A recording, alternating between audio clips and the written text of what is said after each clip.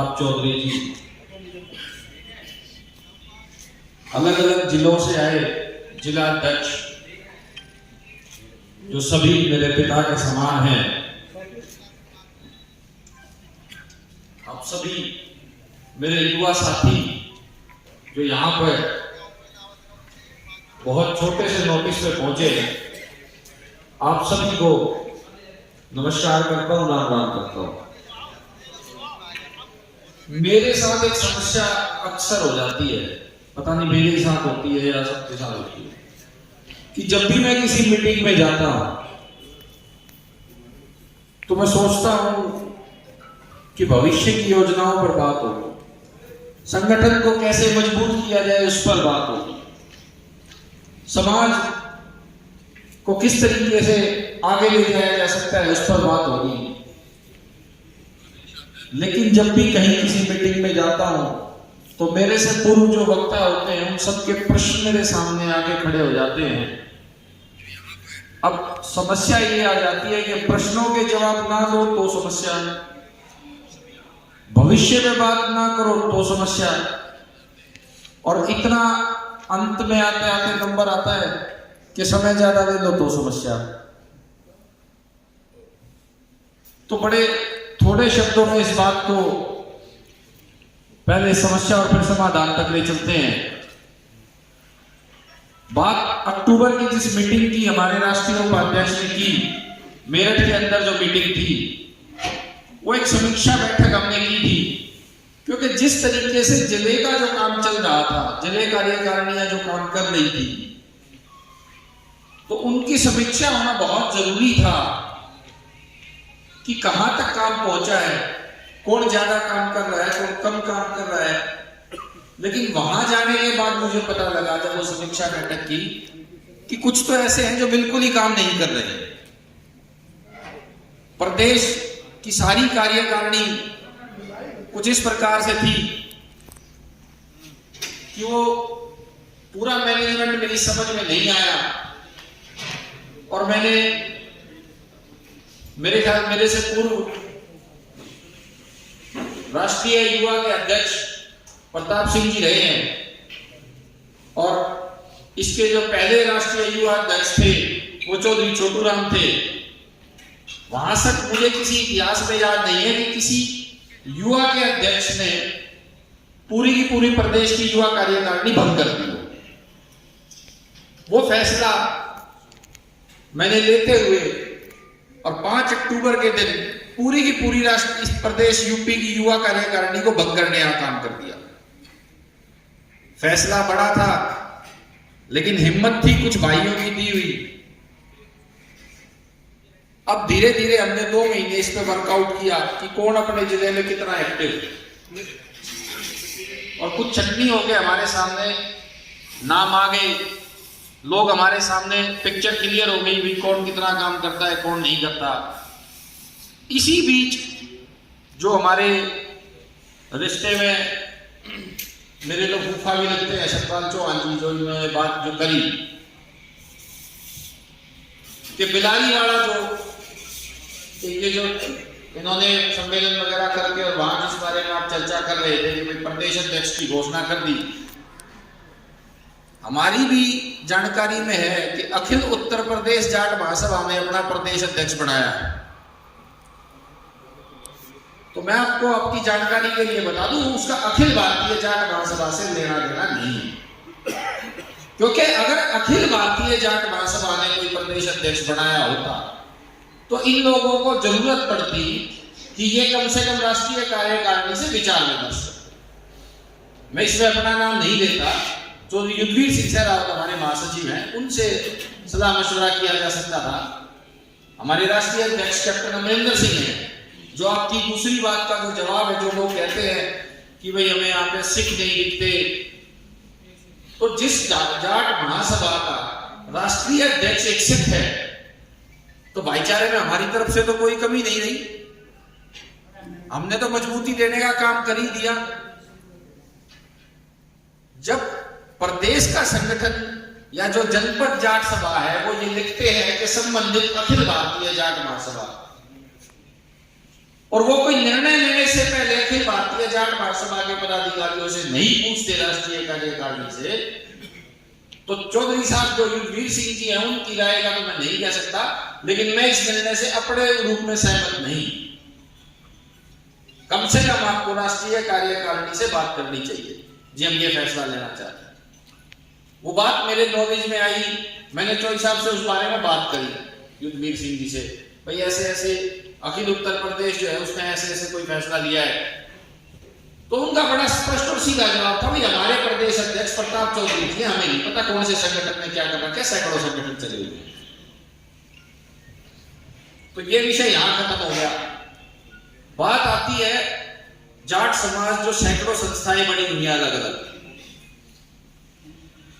तो 10,000 रुपए लगते हैं, मेरे ख्याल पूरे 10 भी नहीं लगते एक संगठन को रजिस्टर्ड कराने में, और दुनिया बैग में लिए घूमती है। तो सैकड़ों है, मैं तो कह रहा हूं सैकड़ों और करा लो, जो रहे से उनकी भी फटक निकल जाएगी। संगठन वो होता है जो आपका ग्राउंड लेवल पर काम करे, संगठन वो है जिनके पास पदाधिकारी, संगठन वो है जिनके पास जुनून वाले युवा हैं। अगर कागजी संगठनों से चलता तो फिर मैं भी 10-5 साइन करके अमेरिका के राष्ट्रपति के चुनाव के लिए भर देता हूं, नहीं पर्चा।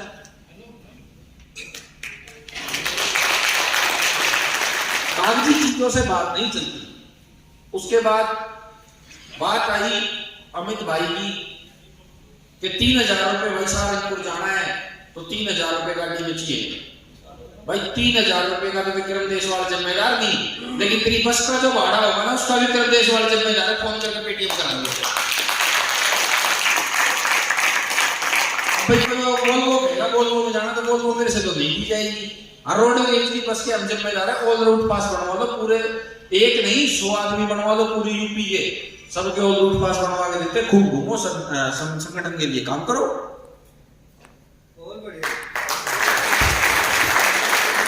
इसमें मैं आपकी भावनाओं का बात नहीं कर रहा, इसमें मैं आपको इसके पीछे की वजह बता देता हूं, क्योंकि यही विचार मेरा भी चौधरी साहब के सामने था, चौधरी युद्धवीर सिंह जी के सामने। तो उनका कहना था कि संगठन में वो लोग कभी नहीं कुछ कहते, समाज का वो लोग कभी कुछ नहीं कहेगा आपको, कोई भी आदमी जो समाज की सेवा करेगा, जिसने जिंदगी में कभी 2 रुपए नहीं दिए होंगे ना, वो आपसे खड़ा होकर ऐसे कोने में सवाल करेगा, आज वो इतना चंदा आया था वो कहां गया। तो हम उन बातों से, उन विवादों से दूर रहने के लिए समाज में कोई किसी प्रकार का चंदा लेने का काम नहीं, क्योंकि हम समाज में आए हैं काम करने के लिए। मेरे से पूर्व मेरे कुछ भाई बता देते हैं राष्ट्रीय अध्यक्ष ने इतना काम कर दिया, इतना काम कर दिया, और मैं अपने मन की तरफ देखता हूं तो ये सोचता हूं कि जो मुझे करना चाहिए था उसका 5% भी काम मैं नहीं कर पाया। उसको चाहे कोरोना की मार लगा लो या किसी भी प्रकार से कोई कुछ कारण रहे जिनकी वजह से उस तरीके से काम नहीं हो पाया, और वो काम नहीं हो पाया, इसीलिए मुझे वो ऐतिहासिक फैसला लेने की जरूरत पड़ी कि मुझे प्रदेश की पूरी कार्यकारिणी भंग करनी पड़ी, क्योंकि वहां लोगों के दिमाग में बहुत सारे फितूर थे। बड़े हर्ष के साथ मैं आप लोगों के साथ ये बात साझा कर रहा हूं कि जो प्यार आप लोगों ने मुझे दिया है, अगर कोई बाहर से आज आदमी आ जाए तो उसको लगेगा 100-150 आदमी थे, लेकिन ये टीम मेरी छाटी हुई है। जिसको रोड पे खड़ा कर दूंगा वो 500 आदमी खड़े कर देगा, तो 100 को 500 से गुना कर देगा। ये कितने आप, ये सोशल मीडिया पे भी चलेगा, ये मीडिया पे भी चलेगा।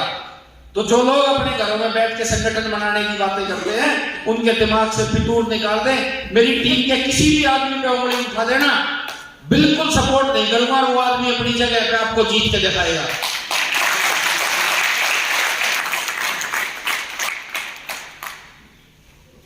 आने वाले भविष्य के लिए जैसा हमें बताया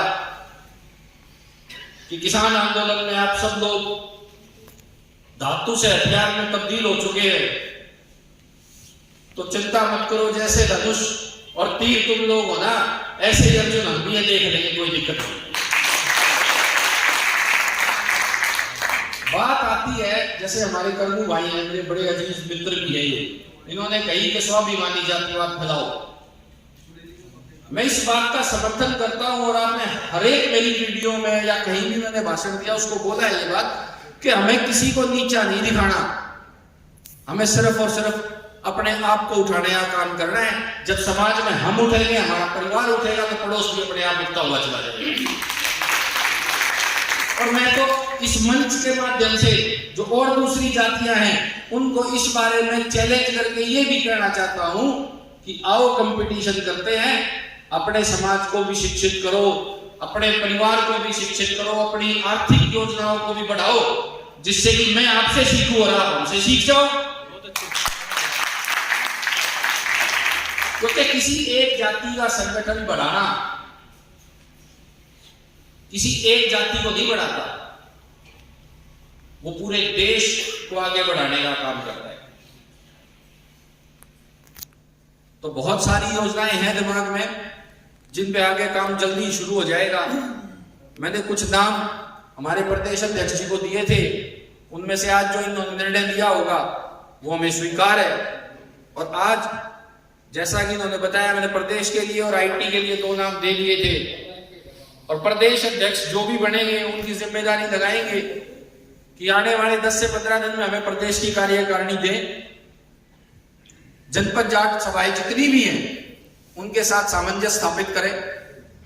जो लोग हमारे साथ हैं उनका बहुत शुक्रिया, और जो हमारे खिलाफ है उनके साथ कोई शब्द ना बोले उनके खिलाफ किसी प्रकार, क्योंकि समाज एक ही।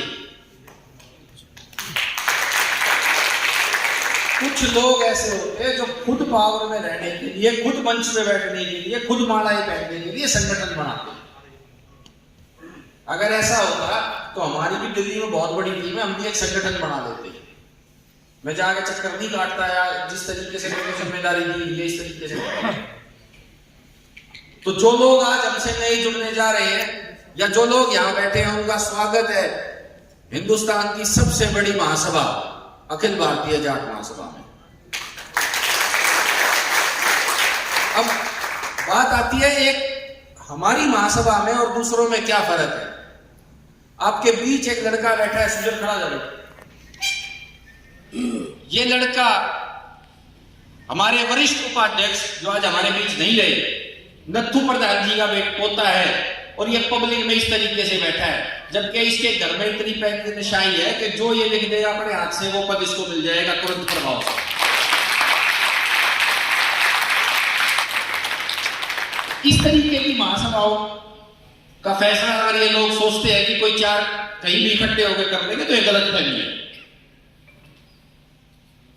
ये वो महासभा है जिसको सालों से चौधरी दारा सिंह जैसे जो नेशनल प्रेसिडेंट हमारे रहे, जिन्होंने इंटरनेशनल लेवल पर जाट समाज का नाम रोशन करने का काम किया, उन लोगों ने दिन रात रेल का सफर करके, चौधरी युद्धवीर सिंह जैसे लोग जो 1998 से लगातार इसके महासचिव हैं और आज तक लगातार काम करते आ रहे हैं, ये लोगों को कुछ को गलत फहमी दी कि तुम भी 20, 30, 50 मिलकर कुछ कर सकते हो।